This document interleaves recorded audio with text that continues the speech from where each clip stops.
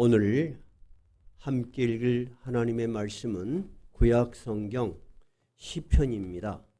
시편 126편입니다. 제가 가진 성경은 구약 성경 899페이지입니다. 899페이지 시편 126편입니다. 다 찾으셨어요? 함께 읽겠습니다. 여호와께서 시온의 포로를 돌려보내실 때 우리는 꿈꾸는 것 같았도다. 그때 우리 입에는 웃음이 가득하고 우리 혀에는 찬양이 찼었도다. 그때 문나라 가운데에서 말하기를 여호와께서 그들을 위하여 큰 일을 행하셨다 하였도다. 여호와께서 우리를 위하여 큰 일을 행하셨으니 우리는 기쁘도다. 여호와여 우리의 포로를 남방 시내들 같이 돌려보내소서. 눈물을 흘리며 씨를 뿌리는 자는 기쁨으로 거두리로다. 울며 씨를 뿌리러 나가는 자는 반드시 기쁨으로 그 곡식단을 가지고 돌아오리라. 아멘. 시편은 일단 장르상 어떤 사실에 대한 구체적인 서술이 아니고 시의 형태로 우리의 신앙을 고백하고 하나님께 감사를 드리는 신앙의 간증, 고백과 같은 내용을 가지고 있습니다. 그러면 오늘 126편의 시를 이해하기 위해서는 이 배경을 좀 이해하셔야 됩니다. 배경은 이렇습니다. 이스라엘은 이 시인이 이 글을 쓴 그 시점으로부터 약 70년 전 BC 586년에 바벨론에 의해서 멸망을 했습니다. 그리고 포로들을 3번에 걸쳐서 다 바벨론으로 끌고 가버렸습니다. 이 바벨론이 이스라엘의 수도 예루살렘으로부터 얼마나 먼 곳에 있는가 제가 성경 지도를 그려놨어요. 한번 보시면은 조금 더 이제 성경이 구체적이고 현실적으로 이해되실 거예요. 여기가 예루살렘이에요. 여기서 이렇게 해서 이까지 바벨론으로 3차례에 걸쳐서 귀족, 그 다음에 관리들, 그 다음에 지식 있는 사람들 거의 다 끌려갔어요. 근데 거리가 약 1000km 정도 돼요. 우리나라가 대한민국이 끝에서부터 서울까지 약 몇 킬로예요? 400km예요. 그러면은 걸어서 이 포로들을 끌고 그 먼 곳까지 갔는데 그것이 바로 바벨론 제국이에요. 한번 해보실래요? 바벨론 제국이에요. 그 당시 중동과 그리고 이집트, 우리 성경은 애굽이라고 되어 있죠. 그거를 전체를 장악했던 아주 강력한 강대국이었어요. 그런데 이 백성들은 이제 고국을 떠났을 뿐만 아니라 세월이 70년이 흘러갔어요, 여러분. 예를 들어서 우리 하랑이만한 저런 조그만 아이가 바벨론으로 끌려갔어. 그러면 지금 몇 살이 됐다는 거예요? 80살이 된 거야. 이제 노인이 고들머리 죽어. 자, 다시 고국으로 돌아갈 수 있는 가능성이 있겠습니까? 없겠습니까? 없어요. 그런 생각을 할 수가 없어요. 그리고 바벨론이 얼마나 강력한 나라였냐면은 바벨론 성이 지금도 발굴되고 있는데 대단한 성입니다. 바벨론 성은 지금으로 말하자면 이라크에가 있습니다. 다음에 설교를 더 이어가면서 자세히 말씀드리겠지만, 근데 그 성은 바벨론은 여러분 바벨론 문명이라는 거 아시죠? 우리 전 세계의 4대 문명의 발상지. 대개 문명은 무엇을 중심으로 일어나나요? 강을 중심으로. 그러면 저 바벨론으로 흘러드는 2개의 강이 있었어요. 그게 유프라테스 강, 티그리스 강이에요. 근데 얼마나 이 바벨론 성이 천연의 요새였냐면 그 강 하나는 와서 그 성을 둘러싸고 있어.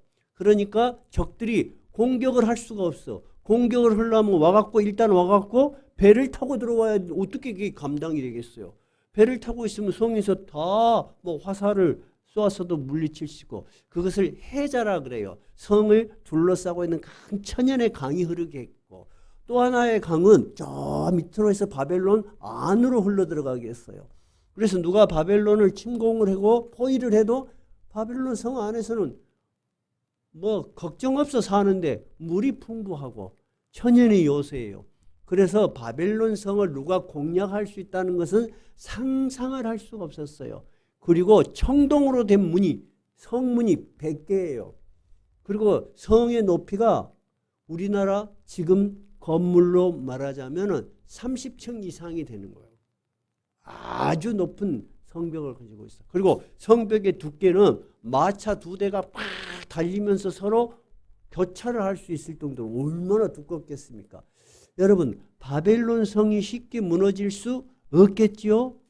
네, 그것이 바로 이 바벨론 성이 결코 무너질 수 없겠다고 생각하는 사람들의 일반적인 지식이야. 근데 특이하게 이 밑에 성경은 바사라고 나와 있어요. 세계사에서는 페르시아라고 해요. 지금으로 말하면 어디예요? 이란이에요, 여러분. 지금 이란이 미국의 또는 이스라엘의 공격을 받죠. 이란이 지금도 중동의 맹주 중에 하나예요. 그 당시에도 이 페르시아 제국이 바로 이란이어서 이란 사람들은 굉장히 자부심이 강해요. 그리고 굉장히 인구도 많습니다. 그런데 페르시아가 제국을 일으켜서 이 고레스라는 대왕이 이 바벨론을 침공을 해요. 어떻게 해서 이 고레스는 바벨론을 거의 피 한 방울 흘리지 않고 침공하게 됐는가 하는 것은 차후에 한번 다시 말씀을 드릴 거예요. 근데 이 고레스가 이 바벨론을 침공을 했는데 신기한 것은 이 흐르는 물이 가장 약할 때, 그리고 그 물줄기를 100개로 나눠요, 위에서. 그리고 그 안에 들어가. 근데 바벨론은 우리 성을 들어올 나라는 없다 하고 연애를 하고 있었어. 그래서 순식간에 정복이 돼요. 거의 저항 없이. 근데 이때가 바로 이스라엘 사람들이 포로로 잡혀와서 딱 70년이 되던 해였어요. 여러분, 이스라엘 사람들이 생각지도 않은 해방의 기쁜 소식을 맞이했어요. 특이한 것은 이 페르시아, 즉 바사의 고레스는 어떤 칙령을 내렸냐면, 지금까지 세계 대제국은 나라를 침공을 하면은 여러 가지 자기 나라의 철학이 있었어요. 아시리아라는 나라는 철저하게 잔혹하게 사람들을 코를 끼워가지고 노예로 삼고 그 나라에 다른 이민족을 데려다 불러가지고 나라를 그냥 정체성을 없애버렸어요. 근데 바벨론은 어땠냐면은 그 나라에 많이 배우고 귀족적이고 쓸만한 사람은 다 자기 나라로 데리고 가서 자기 나라를 부흥시키는데 역할을 하도록 했어요. 근데 희한하게 이 페르시아의 고레스 대왕은 세계사적으로는 이름을 키루스라고 해요. 성경은 고레스라고 번역이 되었어요. 이 왕은 이렇게 칙령을 내려요. 각 나라의 포로들, 특히 이스라엘의 유대인들은 다 고국으로 돌아가라. 가고 싶은 사람은 다 가라. 그리고 자기들이 섬기던 신들을 섬겨라. 그래서 예루살렘으로 돌아가는 유대인들에게 성전을 지을 수 있도록 많은 자금을 대줍니다. 어떻게 해서 이런 일이 일어났을까? 자, 여러분 한번 생각을 해봐요. 조상 대대로 70년을 남의 나라에서 포로로 잡혀와서 1000km가 넘는 큰 거리, 다시는 돌아갈 수 없어. 나라를 잃어버렸을 뿐만 아니라 이제 다시는 돌아갈 희망도 없는 그 사람들에게 정말 뜻밖의 해방의 소식이 전해졌어요. 여러분 기쁘겠어요? 안 기쁘겠어요? 어마어마하게 기쁘겠죠? 그래서 오늘 126편은 바로 그 시대에 어떤 시편 기자가 그 해방의 소식을 맞이해서 너무너무 기쁘고 감사한 것을 시로써 하나님께 감사한 거예요. 근데 아마 이 사람은 먼저 고국으로 돌아가는 것 같아요. 자, 그래서 126편의 배경은 알겠죠? 근데 126편은 두 가지 주제로 나눌 수 있어요. 하나는 뭐냐? 그런 갑작스러운 해방을 맞이한 민족의 또는 백성의 한 사람으로서 감격을 일단 표현하고 있어요. 자, 자기의 감격을 어떻게 표현했는가? 1절 한번 읽어봐요. 여호와께서 시온의 포로를 돌려보내실 때 우리는 꿈꾸는 것 같았다. 우리 너무 기쁘면 뭐라 그래요? 야, 꿈꾸는 것 같아. 그러면 꿈인가 아닌가 알아보려면 어떻게 해야 돼? 벌떼기를 꼬집어 봐야 돼. 그리고 너무너무 기쁘면 친구한테 야, 나 벌떼기 한번 꼬집어 봐. 아픈가 안 아픈가 보자. 그러면 꼬집으면 아프면 뭐예요? 사실이요. 안 아프면 꿈이요. 그럴 정도로 기뻤다는 거예요. 근데 더 구체적으로 2절에 그때 우리 입에는 웃음이 가득했어. 웃으라고 말을 안 해도 막 해방의 기쁨 막 기뻐. 그리고 우리 혀에는 찬양이 찼었다. 야, 우리 오늘 몇 장 찬양합시다. 그럴 필요가 없어. 하나님에 대한 기쁨이 넘치면 항상 찬양이 흘러나와. 지나가다가도 찬양이 나오고 집에서도 찬양이 나오고 설거지 하다가도 찬양이 나오고 일하면서도 찬양이 나오고. 그래서 여러분 찬양을 가깝게 부르는 사람은 그 심령이 기본적으로 어떤 사람이요? 기쁨이 찬 사람이요. 신앙에 기쁨이 있는 거야. 첫 번째 그 사람은 그렇게 기뻤다는 거예요. 두 번째 주제는 뭐예요? 이 일이 여러분 이스라엘 사람들이 노력해서 일어났어요? 독립운동에서 이렇게 일어났어요? 아니면 누가 도와주겠다고 해서 일어났어요? 전혀 아니잖아요. 전혀 자기하고도 관계없는 세계 대제국의 페르시아 제국이 뜻밖의 차근차근 성장을 하면서 그때 그 대왕이 누구? 고레스라는 사람이. 이 고레스라는 사람도 특이한 사람이에요. 다음에 한번 설교를 이어가 보도록 합시다. 양치는 목동이었어. 근데 이 사람이 제국의 대왕이 돼. 근데 이 사람이 얼마나 이 포로들에게 너그럽고 정복국들에게 너그럽겠는가? 이란뿐만 아니라 세계사에서 성군으로 불려요. 그래서 이름에 대제라고 붙여주는 거, Great King이라고 붙여주는 사람이에요. 이 사람이 일어나서 바벨론을 침공해서 바벨론이 무너진 거죠. 그런데 이 시편의 기자는 그것을 세계사적인 전쟁의 결과 또는 우연하게 우리에게 주어진 행운이라고 생각하지 않고 3절 뭐라고 이해를 했나요? 여호와께서 우리를 위하여 큰 일을 행하셨으니 우리는 기쁘도다. 이 일을 우리 눈에는 보이지 않지만 우리 조상 대대로 믿어온 우리 여호와 하나님께서 우리에게 이 기쁨을 주시기 위해서 이 일을 일으키셨다. 이렇게 이해를 하는 거예요. 4절 그 다음에 여호와여 우리의 포로를 남방 식리들 같이 돌려보내소서. 이건 뭐냐면 해방의 기쁨이 왔어. 그러면 이스라엘이 멸망했을 때 여러분 거의 다 바벨론으로 잡혀갔지만은 많은 사람들이 또 흩어져 있고 포로로 많이 잡혀갔어요. 그 전에 아시리아라는 대제국에서 10지파가 사라졌어요. 지금 여기에 바벨론에 잡혀온 사람은 주로 유대 지파예요. 그래서 이들이 돌아와서 유대인들이 된 거예요.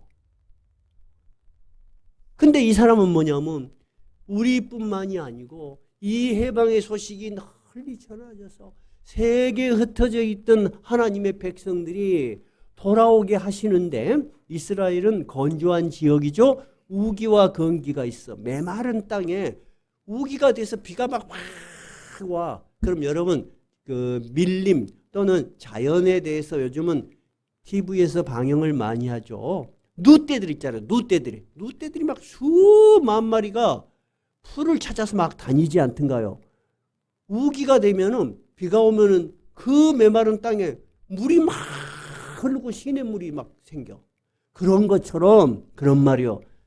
그런 것처럼 4절 우리의 포로를 먹같이 남방 시내들 남방 메마른 지역에 비가 와서 막 시냇물이 흘러넘치듯이 희망을 잃고 떠들던 하나님의 백성들이 모두 이곳으로 돌려보내지게 하옵소서.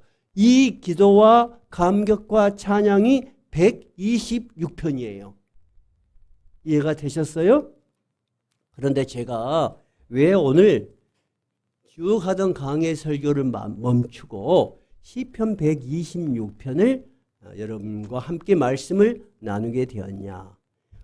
오늘이 8월 며칠이에요? 10일이죠? 5일 지나면 뭐예요? 8월 15일이죠? 광복절이죠. 신기하게 우리나라가 이스라엘 역사하고 비슷한 역사를 가지고 있어.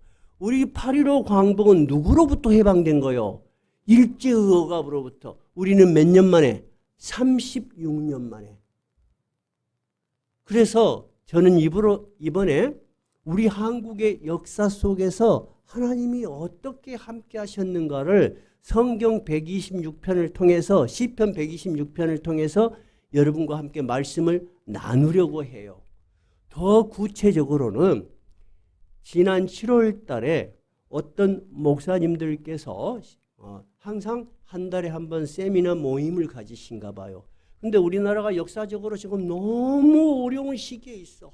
갈등이 말을 할 수가 없어. 그러니까 목사님들도 굉장히 이 문제를 어떻게 이해하고 어떻게 우리가 받아들여야 할지 혼란스러우신가 봐요.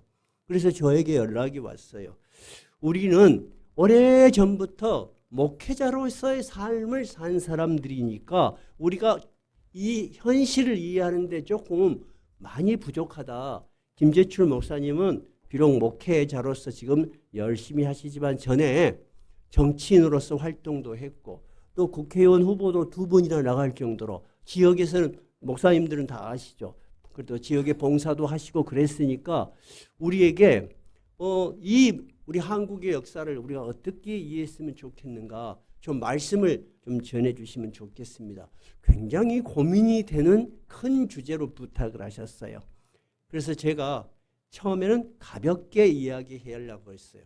근데 생각을 해보니까 이런 기회가 많지 않을 텐데 목사님에게 제가 생각에는 정치적, 현실적 그리고 신앙적 이해를 함께 말씀을 드리면 도움이 되겠다 싶어서 약 90분 동안 세미나에 참석해서 말씀을 전한 일이 있습니다. 그러면서 이것을 우리 목사님들만 나눌 것이 아니고 우리 성도님들하고도 나누는 게 좋겠다. 그렇게 한 거예요. 다만 목회자들하고 이야기할 때는 126편 설교를 한 것은 아니었어요. 우리는 예배가 중심이니까 지금 성경의 본문을 가지고 말씀을 전하는 거예요. 말씀을 들어보니까 여러분 126편에 나와 있는 해방을 맞이한 하나님의 백성, 이스라엘 백성들의 심정이 이해가 되세요? 그들의 신앙이 이해가 되세요? 그러면 우리는 이런 궁금한 생각이 떠오를 거예요. 감정적으로 기쁘고 영광을 하나님께 돌리는 건 이해가 돼. 근데 진짜 하나님이 이 역사를 움직이셨을까? 여러분 생각해 봐요. 지금 이 성경에 나타난 바벨론이 멸망을 하고 페르시아 제국이 일어나고 고레스 왕이 이스라엘 백성을 너희 나라로 돌아가라. 이런 것들이 하나님이 진짜로 했을까요? 여러분 하나님은 눈에 보여요? 안 보여요? 안 보여. 더 구체적으로 말하자면 우리의 삶에서 일어나는 일들 괴롭기도 하고 어쩔 때는 기쁘고 어쩔 때는 감격스러운 일도 있고 어쩔 때는 하나님을 찬양하고 싶은 그런 좋은 일도 있고 때로는 하나님을 원망하고 싶은 일도 있고 한 개인에게 일어나는 일은 개인의 역사죠. 한 나라에 일어나는 일은 그 나라의 역사죠. 그러면 전 세계적으로 일어난 일은 뭐라 그래요? 세계사라고 하죠. 여러분 우리의 일, 개인적인 일 또는 한 민족의 일, 그 세계를 움직이는 세계사를 움직이는 하나님이 진짜 실제 하시고 지금도 그렇게 하실까요? 하는 궁금증을 가지고 이 설교의 본문을 우리가 살펴봐야 되는 거예요. 우리는 다 입으로는 그렇다고 이야기를 하지만 실제적으로 자기에게 그런 일이 있을 때 하나님이 이 일도 허락하신 일일 것이다. 나에게 꼭 필요한 일일 것이다. 언젠가 나를 분명히 어려운 가운데서 일으키실 것이다. 그런 믿음이 있으세요? 우리는 있다고 고백을 하지만 실질적으로는 그 믿음으로 담대하게 살기가 어려워요. 우리나라 역사를 지금 하나님께서 주관하시고 하나님께서 인도하신다고 믿으세요? 여러분은 믿지 못하시니까 맨날 상대방을 욕하고 상대방을 탓하고 그러는 거예요. 하나님이 움직인다고 생각하면 여러분 미워하기 전에 기도하실 거예요. 안 그래요? 우리나라에 지금 팽배 있는 증오의 감정들, 이런 것들은 여러분 옳은 것 같으면서도 하나님을 바라본다면 우리가 조금 절제될 수 있는 거예요. 우리 목사님들한테 한 이야기가 그거예요. 자, 그러면 본문에서 진짜로 이 바벨론이 멸망하고 그 다음에 페르시아가 일어나서 이스라엘 백성이 다시 자기 나라로 돌아간 것이 하나님의 분명한 뜻이었다. 하나님이 하신 일이었다고 우리가 믿을 수 있는 근거를 우리가 찾아보도록 하겠습니다.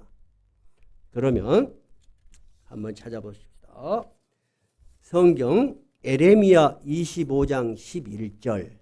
제가 가진 성경을 읽어드릴게요. 1090쪽입니다. 1090쪽, 구약 성경 1090쪽. 에레미야 25장 11절입니다. 에레미야는 이스라엘이 멸망하기 전에입니다.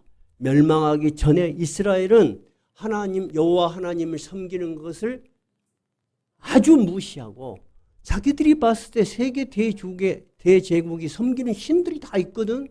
가까이에는 어느 나라가 있어요? 예루살렘이라고 그려진 밑에는 어느 나라가 있어요? 이집트. 여러분, 이집트 세계 강국이야. 이집트는 태양신을 대표적으로 모시고 수십 가지 수백 가지 신을 모시고 있었어. 그러니까 유대인들은 야, 우리나라가 이렇게 국력이 쇠해지는데 저 강대국이 믿는 신 우리도 좀 믿어보자. 그렇게 하나님께서 금하신 우상을 섬기기 시작했어요. 그리고 하나님을 섬기는 걸 아주 무시했어요. 성전이 있었지만은 아주 성전에 대한 존엄도 없었어요. 그것이 이스라엘의 멸망하기 전 모습이에요. 그리고 심지어 1000km 밖에서 대제국들이 형성돼서 이스라엘을 침공해갖고 막 끌려가고 이런 시대였어요. 그때 에레미야가 이렇게 예언을 합니다. 11절 읽어봐요. 이 모든 땅이 폐허가 되어 놀랄 일이 될 것이며 이 민족들은 70년 동안 바벨론 왕을 섬기리라. 뭐라고 해요? 바벨론의 포로가 돼서 끌려갈 것이다. 그리고 70년 동안 바벨론을 섬기게 될 것이다. 에레미야는 여러분 아직 포로로 잡혀간 사람도 아니요. 아직 멸망하기도 전에 이스라엘의 운명을 이렇게 예언했어요. 근데 더 놀라운 것은 그러면 70년 후에는 어떻게 될 것인가? 12절 봐요. 여호와의 말씀이니라. 70년이 끝나면 내가 바벨론의 왕과 그의 나라와 갈대아인의 땅을 그 죄악으로 말미암아 벌하여 영원히 폐허가 되게 하리라. 즉 그 강대국인 바벨론도 완전히 폐허가 될 것이다. 70년 후에는. 여러분 바벨론의 멸망을 이야기했어 안 했어요? 이야기했죠. 그리고 70년 후에 돌아올 것을 예언을 했죠. 그러면 이 시편 기자는 유태인들은 어렸을 때부터 성경을 굉장히 열심히 읽어요. 제가 이스라엘에 가보니까 진짜로 특히 아버지가 아이들의 신앙교육을 담당합니다. 아버지가 아이들을 데리고 와서 성전에 와서 한 2시간 동안 이렇게 흔들면서 그들은 읽어. 애들을 다 앉혀놓고 아버지하고 하더라고 계속 성경을 이렇게 읽어. 그러니까 성경을 아주 능통한 사람들이야. 근데 해방이 딱 됐는데 에레미야 예언처럼 몇 년이야? 70년이 된 거야. 그러니까 이 시편 기자는 하나님이 정말 놀라운 일을 행하셨도다. 우리를 위하여. 여러분 이 신앙 고백은 감정적 신앙이야? 아니면 확실한 근거를 가지고 있는 거예요? 확실한 근거를 가지고 있는 거예요. 그러면 여러분, 성경에 이 페르시아의 고레스가 등장해서 이 이스라엘 백성들을 해방시킬 것이라는 성경 구절이 있을까 없을까? 있다면 얼마나 놀라운 일이요. 찾아봅시다. 이사야. 제가 가진 성경은 1023쪽이에요. 1023쪽. 이사야 44장 28절이에요. 44장 28절. 자, 이사야는 에레미야보다도 더 100년 전 사람이야.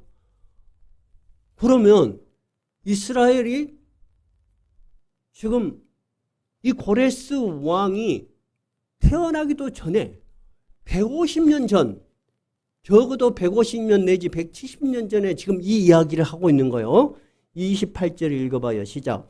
고레스에 대하여는 이르기를 내 목자라. 그가 나의 모든 기쁨을 성취하리라 하며 예루살렘에 대하여는 이르기를 중건되리라 하며 성전에 대하여는 내 기초가 놓여지리라 하는 자니라. 무슨 말이냐면 이사야는 저 먼 훗날 이스라엘에게 일어날 일을 예언하는 거예요. 이 고레스라는 사람을 하나님이 자기의 목자로 삼아서 자기의 사명자로 삼아서 그에게 사명을 줄 것인데 그가 나의 모든 기쁨, 하나님이 하신 계획을 성취하리라.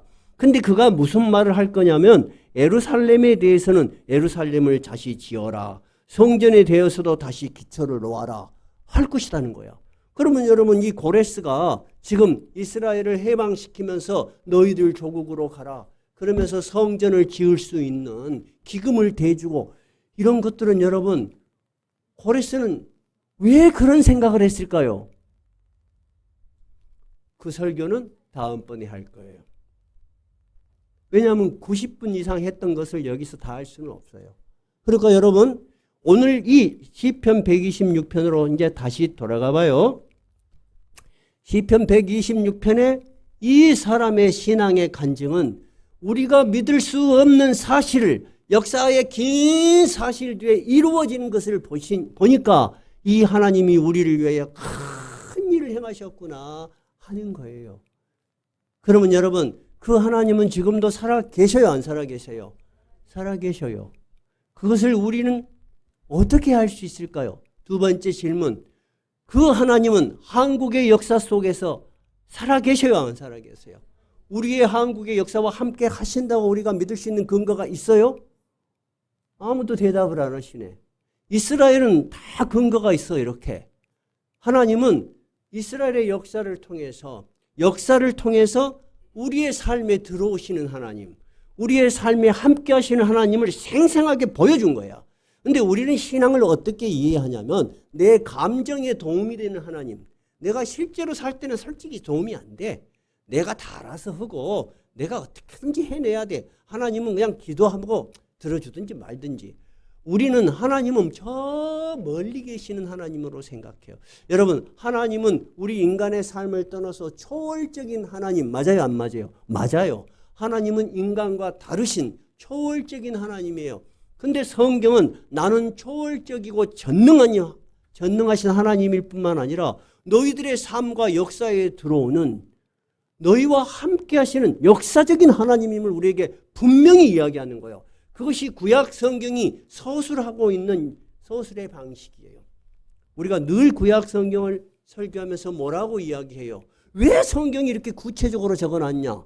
그렇게 종이가 없던 시대에 먼 동네 지역마다 적어놓은 이유가 뭐라는 거예요? 이것은 역사적 사실이며 이 역사적 사실 속에 기록된 하나님은 실존하는 하나님이시다 하는 것을 우리에게 말씀하시는 거예요.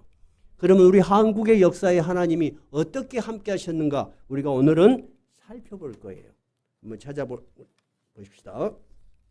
우리 한국에 기독교가 언제 들어와서 우리가 하나님을 알게 되었을까요? 여러 가지 자료와 주장이 있지만은 공식적으로 일반적으로 공식적으로 우리나라에 선교를 들어오신 분은 1885년 4월 5일 장로교 언더우드 많이 들었죠. 그 그다음에 감리교 아펜젤러 선교사가 조선에 들어왔습니다. 조선은 너무너무 가난했고 신분 차별이 심했고 평민 이하 사람들은 정말로 가난했습니다. 그때 사진을 보면은요, 그때 기록에 보면은 선교사들이 처음에 동물들이 나오는 줄 알았대요. 그렇게 가난한 나라였어요, 여러분. 그곳에 이들이 왔어요. 그러면 2025년 기준으로 하면은 지금 몇 주년이냐? 그러면은 140주년입니다. 기독교가 본격적으로 들어서 활동한 지 몇 년 됐다고요? 140년 됐어요. 근데 그들은 이 어렵고 힘든 조선, 귀신을 섬기고 우상이 팽배 있었어. 그리고 유교가 전통적인 사상인 이 조선에 들어와서 헌신했어요. 그리고 지역에 교회를 세우고 이 교회에 성도들이 와서 너무너무 헌신적으로 하나님의 나라를 위해서 열심히 헌신했어요. 그래서 이 선교사들은 500년을 이어오던 신분 차별을 교회에서 없애버렸어요. 교회에 양반들이 예배를 드리러 왔어요. 근데 저 천민도 온 거야. 그 양반들이 깜짝 놀란 거예요. 우리는 저 쌍놈들하고 저 천민들하고 같이 예배 드릴 수 없다. 우리 만약에 천민들을 받아들이면 우리 교회 안 오겠다. 그럴 때 선교사들이 어떻게 했어요? 우리는 그렇게 할 수 없다. 하나님 앞에서는 모두가 평등하다. 그래서 모든 교회가 신분 차별을 거부했어요. 양반들이 기득권이요. 천민들은 어디 가서 행세도 못 하는데 똑같이 대우를 하면서 신분 차별의 벽이 무너지기 시작했어요. 여성은 공부를 안 했어요. 많이 배우면은 암탉이 시끄럽게 굴면 집안 망한다, 나라 망한다. 근데 여자를 위한 학교, 대학교 지었어요. 여성 신분을 해방시켰어요. 그리고 아프면 갈 데 없는 사람들을 위해서 병원을 지었어요. 여러분 맞죠? 그리고 이 교회를 통해서 가난하고 어려운 이들을 위해서 구제를 하기 시작했어요. 이것이 여러분 근대 한국이 된 기독교의 엄청난 큰 역할이에요. 제가 이 이야기를 왜 하냐? 어떤 대학생이 아주 오래전에 저에게 전화가 왔어요. 우리 교회에서 고등학교를 다니던 학생이 대학생이 된 거예요. 근데 학교 시간에 기독교 비판을 하라. 기독교에 대해서 좋은 점, 나쁜 점 그런 그 토론이 있었는가 봐요. 근데 모두가 기독교를 나쁘게 이야기를 하니까 자기는 그래도 목사님 제가 그래도 교회에서 세례도 받았는데 나쁜 말을 할 수가 없잖아요. 근데 좋은 말을 모르겠어요. 그래서 제가 이야기를 했어요. 그 방금 했던 이야기. 그리고 그 결정적인 증거가 뭐냐? 1919년은 여러분 일제의 지배시대죠. 1919년에 일어난 사건이 뭐예요? 3.1절, 3.1 독립기념운동. 그럴 때 우리는 독립을 선언한다. 이렇게 독립선언문에 자기 이름을 쓰고 낭독을 하면 어찌돼? 죽을 수 있어요. 그때 민족 지도자 33명이 자기 이름을 쓰고 독립선언문을 기초해서 낭독을 했어요. 근데 그 절반 16인이 기독교인이야. 근데 그때 기독교인은 5%도 안 됐는데 대한민국 지도자의 50%를 차지했다는 거예요. 여러분 기독교의 역사, 하나님이 대한민국을 위해서 하신 일이 어때요? 엄청난 큰 일을 하신 거예요. 그리고 독립운동이 서울에서만 일어났어요? 전국적으로 일어났어요? 전국적으로 일어나려면 지방마다 거점이 있어야 돼. 모이는 데가. 그 모인 데가 어디였어요? 대부분 교회였어요. 여러분 1919년 일제 치하 아래서도 우리 기독교 하나님이 하신 일은 참으로 크신 일이에요. 그 이야기를 했더니 진짜 그랬어요? 모르고 있더라고요. 그래서 내가 그때 깨달았어요. 야, 우리 대한민국의 청년들이 기독교가 얼마나 하나님이 대한민국을 사랑하고 있다는 것을 교회 청년 세례를 받은 애들도 모르는구나. 그때 제가 깨달았어요. 그런데 놀랍게도 이스라엘하고 똑같이 1945년 우리나라가 해방을 맞이했어요. 독립군이 해방을 차지했어요? 아니에요. 어떻게 해서 했어요? 일본에다가 미국이 핵폭탄을 던졌어요. 우리의 힘이 아닌 페르시아가 바벨론을 쳐서 이스라엘이 해방됐듯이 솔직히 양심적으로 우리도 노력하고 힘썼지만은 우리가 해방할 만큼 우리는 힘이 없었어요. 우리 독립군들도 결국은 중국에 편입돼서 조국 해방 운동을 하려고 애썼어요.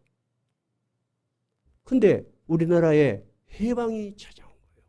그것이 몇 년이에요? 1945년이에요. 자, 해방이 되었으니까 이제 나라를 세워야 되겠죠? 나라를 세우려면은 뭐가 있어야 돼요? 헌법이 있어야 돼. 헌법은 누가 만들어요? 누군가가 만들지라도 동의는 누가 해야 돼요? 각 국민의 대표인 국회의원들이 국회에서 이것을 허락해주고 인정해주고 공표를 해야 돼요. 그것이 제1회 재헌국회예요. 재헌국회 들어봤죠? 근데 재헌국회의 회장이 누구냐? 임시사회를 맡은 임시의장이 바로 이승만입니다. 이승만은 그 당시 200명의 재헌국회의원들과 함께 이 지금 재헌국회를 시작해요. 그래서 재헌국회를 시작하는 모든 기록이 지금 국회 기록 도서관에 다 기록되어 있어요. 이승만이 이렇게 이야기를 합니다. 대한민국 독립민주국 제1차 회의를 여기서 열게 된 것을 우리가 하나님께 감사해야 할 것입니다. 여러분, 일제 이후에 대한민국이 기독교 국가예요? 아니에요. 이제 기독교가 들어온 지 얼마 안 되는 나라예요. 그런데 이승만 대통령이 하나님께 감사해야 할 것입니다. 종교 사상 무엇을 가지고 있든지 누구나 오늘을 당해가지고 사람의 힘만으로는 된 것이라고 우리가 자랑할 수 없을 것입니다. 그러므로 하나님에게 감사를 드리지 않을 수 없습니다. 나는 먼저 우리가 성심으로 일어나서 하나님에게 우리가 감사를 드릴 것인데 이 운영의원이 나오셔서 간단한 말씀으로 하나님에게 기도를 올려주시기를 바랍니다. 이렇게 시작된 것이 기록이 되어 있어요. 그런데 그러면 이 운영의원이 누구냐? 감리교 목사님이야. 그리고 종로구 국회의원이야. 그분이 아주 긴 너무너무 좋은 기도를 드렸어. 근데 다 옮겨드리기는 뭐하고 핵심적인 것만. 이분이 이렇게 기도를 합니다. 이 우주와 만물을 창조하시고 인간의 역사를 섭리하시는 하나님이시여, 이 민족을 돌아보시고 이 땅에 축복하셔서 감사에 넘치는 오늘이 있게 하심을 주님께 저희들은 성심으로 감사하나이다. 이 기도를 이운영 의원이 앞에 탁 나와서 했어. 그러면 나머지 의원들은 다 예수 믿는 사람이요? 아니요. 근데 참 일어서서 하나님께 기도를 하고 시작한 특이한 나라야. 전 세계에서 이런 역사가 여러분 없어요. 그래서 우리는 대한민국은 하나님께 기도로 시작된 나라다 하는 민족적 자부심을 가져야 돼. 이해가 되셨어요? 그리고 그분은 중간에 우리 조선의 독립과 함께 남북 통일을 주시었고 또한 민생의 복락과 아울러 세계 평화를 허락하여 주시옵소서 이렇게 기도하셨어요. 그리고 역사의 첫걸음을 걷는 오늘의 우리의 환희와 감격에 넘치는 이 민족적 기쁨을 다 하나님에게 영광과 감사를 올리나이다. 이 모든 말씀을 주 예수 그리스도의 이름을 받들어 기도하나이다. 아멘. 여러분 이런 이야기 들어봤어요? 우리나라는 시작할 때 모든 사람들이 예수를 믿든 안 믿든 모두 일어서서 하나님께 감사를 했어. 어떤 감사를 했어요? 하나님께서 우리를 위하여 큰 일을 행하셨도다. 오늘 시편 126편하고 어때요? 너무나 똑같아. 다음 주에는 이스라엘과 우리가 너무 어떤 점에서 비슷한지 더 깊이 한번 다뤄보겠지만은 여러분 시편 126편에 있는 것은 성경에 있는 내용일 뿐만 아니라 한국의 현대사, 근대사, 현대사에서도 똑같은 일이 일어났다는 것을 우리는 알으셔야 돼요. 그리고 이 제가 방금 말씀드린 것은 국회, 도서관, 속기록에 다 기록되어 있는 거예요. 거짓말을 할 수 없는 사실이에요. 그뿐만이 아니에요. 그 이후로 한국은 세계에 팔아먹을 자원도 하나도 없는 나라야. 남북이 갈라져 가지고 우리나라가 세계에 내놓을 자원이 뭐가 있어? 아무것도 없어. 팔아먹을 거예요. 근데 여러분 지금 우리나라는 경제적으로 세계 10위야. 군사적으로는 세계 5위 강국이 되었어. 어떻게 이렇게 되었을까? 다음 주에 한번 살펴볼 거예요. 그러나 분명한 것은 우리가 이렇게 시작한 대한민국이 엄청나게 많은 역사의 굴곡을 거치면서 오늘 시편 126편 5절 보니까 뭐라고 됐어요? 눈물을 흘리며 씨를 뿌리는 자는 기쁨으로 거두리로다. 우리는 그 이후에 눈물을 흘리며 민족의 아픔을 당하며 수많은 일들을 겪어왔지만 지금 어때요? 세계 10위 강국이 됐어, 경제적으로. 그리고 세계 5대 군사 강국이 되었어요. 그뿐만이 아니에요. 대한민국은 기독교를 받아들인 나라였어요. 그렇죠? 세계 선교사들이, 특히 미국과 같은 선진국 선교사들이 조선 불쌍하다고 먹을 것 가져오고 쪼꼬리까지 오고 쌀 가져오고 그렇게 도와주고 원조하던 나라였어요. 근데 불과 140년 만에 세계에서 가장 많은 교회를 가지고 있고 가장 많은 교인을 가지고 있어요. 가장 빨리 기독교가 된 나라야. 여러분, 하나님의 축복이 아니에요. 하나님의 은혜가 아니면 설명이 안 돼. 이거는 어떻게 그렇게 됐는지 이해가 안 돼. 그뿐만이 아니에요. 우리나라는 미국에 이어서 세계에 가장 많은 선교사를 보내고 있어요. 조사 기관에 따라서 3위, 4위 그렇게 바뀔 수는 있지만 어쨌든 미국을 이어 세계에서 가장 많은 선교사를 보내는 선교 파송국이 되었어요. 이해가 되셔요? 여러분, 이것이 우연하게 이루어진 일 같아요? 아니면은 정말로 하나님이 한국에 사랑하시고 하나님이 한국에 떨어진 복음의 씨앗을 귀중하게 생각해서 교회를 지키시고 하나님의 백성을 지키신 하나님의 은혜인 것 같아요. 그럼 한번 손들어 봐요. 자, 첫째는 우연이다. 둘째는 뛰어난 민족의 지도자들이 있었다. 3번은 하나님의 은혜인 것 같다. 1, 2, 3번이에요. 자, 1번 우연이다. 없네. 우연은 없네. 2번 뛰어난 민족의 지도자들이 있었다면 흔들어 봤어요. 그것도 없어? 그럼 누가 이룰 거예요? 3번 하나님 은혜 같다. 하나님의 은혜라는 것은 여러분 아무 일도 없는데 이루어진 일은 아니죠. 세계사 속에 수많은 인물이 오고 가고 가요. 다음 주는 그런 이야기를 하겠지만 오고 가는 사람들은 세계사 속에 흘러가는 사람들이야. 근데 그런 모든 사람들을 통해서 하나님은 자기 뜻을 이루신다는 것이 시편 126편이 우리에게 말하고자 하는 거예요. 그러면 여러분, 지금 우리나라는 안타깝게도 이 하나님의 은혜에 대해서 감사하고 찬양하고 교회에서 뜨겁게 하나님을 찬양하는 열기가 막 뜨겁고 찬양이 넘치는 것 같아요? 아니면 좀 식어가는 것 같아요? 식어가는 것 같아요.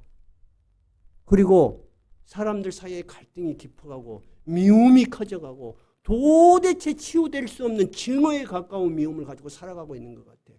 목사님들은 어때요? 똑같아요. 전라도 목사님하고 경상도 목사님하고 둘이 간쳐놓으면 말이 안 돼. 그러면 전라도 목사님이 맞을까? 경상도 목사님이 맞을까? 그것이 문제야. 근데 각각 자기들이 옳다고 해. 자기들이 각각. 가운데서 내가 보면 어떻게 해요? 미쳐버려. 답답해버려. 저하고 가까이 있는 목사님이 있어. 닭구도 같이 있어요. 그 사람은 입만 열면 욕을 해. 그러지 말아도 그래도 한 번 이렇게 이 입력이 돼 보니까 자기가 항상 원하는 것만 들어. 딱 보니까 아침에 방송 저거 들은 거야. 그럼 나한테 바로 해. 저쪽 방송은 듣지를 않아. 나한테 누가 나오면 꺼본대. 그래서 난 처음에는 몰랐어. 그게 누구냐면 저쪽 편이야. 자기는 TV를 보다가 그 사람이 나오면 꺼본대. 자기가 좋아하는 사람이 나오면 밤새 들어. 세뇌가 돼버려. 그러니 한쪽에 치우친 의가 정말 하나님의 의겠어요? 저는 그렇게 생각하지 않아요. 우리는 한 사람의 시민으로서 정치적 판단과 의식을 가지고 행동하는 것은 여러분의 권리예요. 그것은 여러분이 자유롭게 하세요. 그러나 우리는 시야를 좀 더 높게 들어서 누가 이 역사를 주관하신다? 하나님이 이 역사를 주관하심을 분명히 믿어야 하는 거예요. 그래야지 여러분 하나님께 기도할 수 있어요. 하나님께 감사할 수 있어요. 하나님께 찬양할 수 있는 거예요. 나는 대한민국에 있는 모든 교회가 다시 하나님께 눈을 들어서 126편에 있는 것처럼 우리에게 해방을 주시고 발전을 주신 이 감사와 찬양을 하나님께 드리는 민족적 운동이 다시 일어나기를 간절히 바랍니다. 하나님은 과거에도 하나님을 섬기며 찬양하는 한국의 백성들을 위해서 한국의 역사 속에 들어오셨고 그리고 지금까지 함께 하셨습니다. 우리는 그것을 기억하고 하나님께 감사하고 찬양한 것을 잊으면 안 됩니다.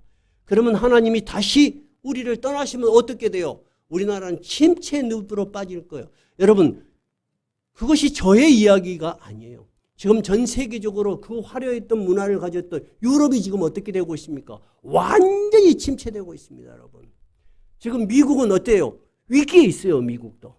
길거리를 가면 마약 중독자들이 좀비처럼 다녀. 얼마나 처참하냐면 여러분, 좀비 거리 한번 쳐보세요. 미국의 좀비 거리. 이게 사람 사는 건가 지옥인지 구분이 안 될 정도로 사람들이 완전히 빼빼 말려고 좀비처럼 걸어다녀. 아무것도 안 해. 그리고 하는 것은 하루의 마약만 맞아. 미국도 여러분 위기예요. 하나님이 떠나버리고 하나님이 무시된 그 땅은 여러분 폐허로 변할 수밖에 없습니다. 나는 그래서 목사님들에게 그 이야기를 했어요.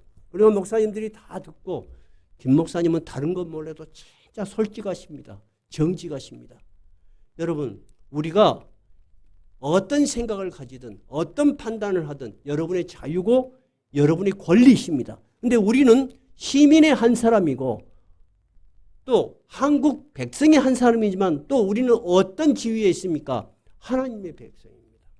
하나님의 백성으로서 하나님께 이 민족을 위해서 기도해야 하는 것입니다. 그래서 항상 저희 주보에 나라를 위해서 기도합시다 하는 것은 형식적인 이야기가 아니에요. 이 민족의 갈등과 미움을 누가 치료해 줄 거예요? 하나님이 아니면 치료해 줄 수 없는 상황에 왔어요. 그 더 깊은 이야기는 다음 주 한번 더 하도록 하겠습니다. 하나님은 지금도 여러분의 역사 속에 함께 하시고 한국의 역사 속에 함께 하시고 더 크게는 세계의 역사의 주관자이십니다. 그것을 믿을 때 여러분은 그 하나님께 기도할 수 있고 하나님께 감사할 수 있고 하나님을 신뢰할 수 있는 것입니다. 그 신뢰가 있을 때 여러분 세상에 무슨 일이 일어나도 마음에 평안함이 있어요.